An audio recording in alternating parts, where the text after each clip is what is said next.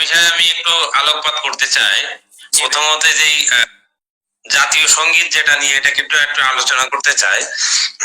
দেখুন, আমরা ছোটবেলা থেকে কিন্তু জাতীয় সঙ্গীত শুনে আসছি, অতএব জাতীয় সঙ্গীত কিন্তু আমাদের হৃদয়ের ভিতর প্রত্যেকেরই ভালোবাসা আর না বাসুক।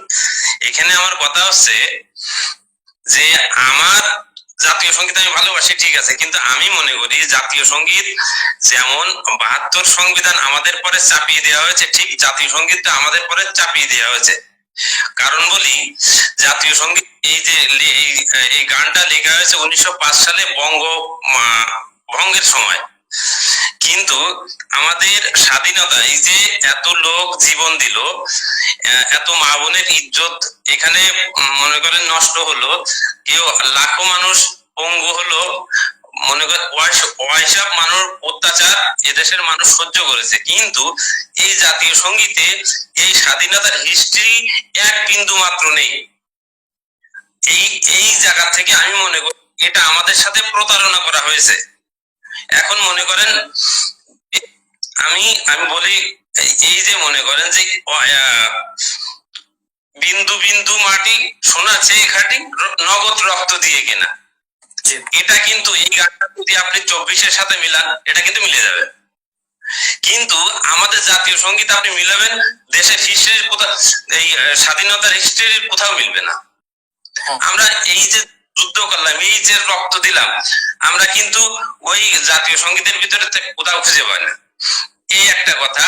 আরেকটা বলতে চাই যে এই যে আমরা যে এই যে ৫৩ বছর যে আমরা জীবন দিয়ে যাচ্ছি, এখন মনে করেন এই ২৪-এর আন্দোলনের পরে আমার মনে হয় না যে এই জীবন দিয়া থেমে গেছে। আপনি একটা জিনিস দেখেন, ১৯৭৫-এর পর থেকে ১৯৯০, এই গেল ১৫ বছর। ১৯৯০ থেকে ২০০৫, এই ১৫ বছর। আপনি দেখেন ১৯৭৫ থেকে ১৯৯০ পর্যন্ত গণতন্ত্র ছিল না। ১৯৯০ থেকে ২০০৫ পর্যন্ত গণতন্ত্র এখানে কিছুটা, পরিপূর্ণ না পেলেও কিছুটা পাওয়া গেছে। আবার দেখেন ২০০৯ সাল থেকে ২০২৪ সাল পর্যন্ত এখানেও কিন্তু গণতন্ত্রকে গিলে খাওয়া হয়েছে। অতএব আমরা ৯০ এদেশের মানুষ প্রাণ দিয়েছে, ২৪-এ এসে প্রাণ দিয়েছে। এখন আমার যেটা ধারণা, আগামী ১৫ বছর বা ২০ বছরের পরে আবার আমাদের জীবন দিতে হবে।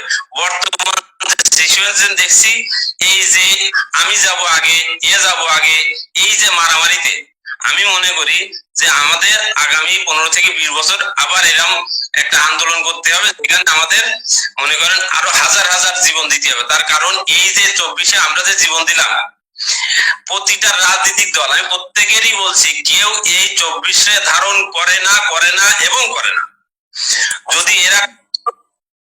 যদি এরা এটা ধারণ করত, তাহলে এই নির্বাচন না করে আগে শহীদদের কথা বলতো।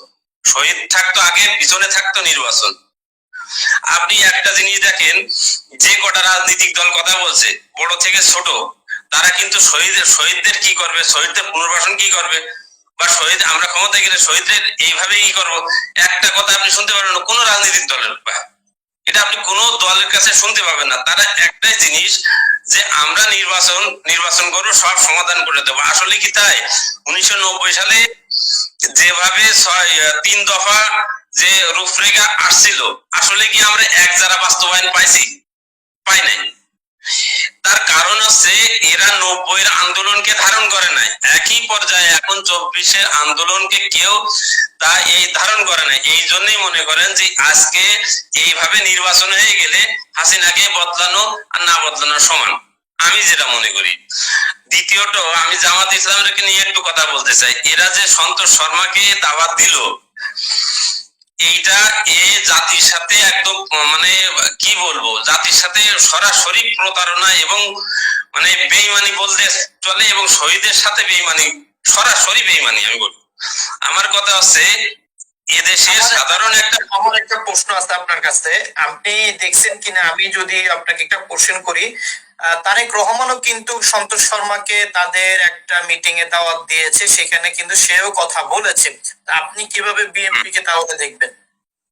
আমি একটা জিনিস বলি শোনেন, জামাত ইসলাম আর বিএনপি, এখানে একটা জিনিস দেখবেন, বিএনপি কখনো ভারত বিরোধিতা প্রকাশ্যে করে না, কিন্তু এটা আপনাকে মানতে হবে।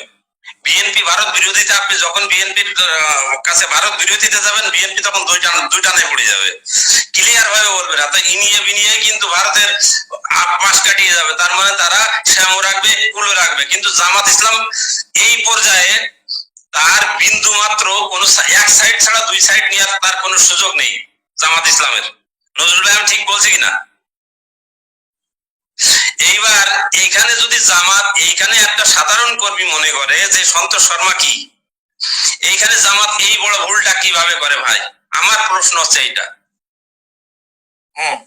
ওকে, আজকে আজকে অসংখ্য ধন্যবাদ, আপনারা অনেকক্ষণ জয়েন হয়েছেন।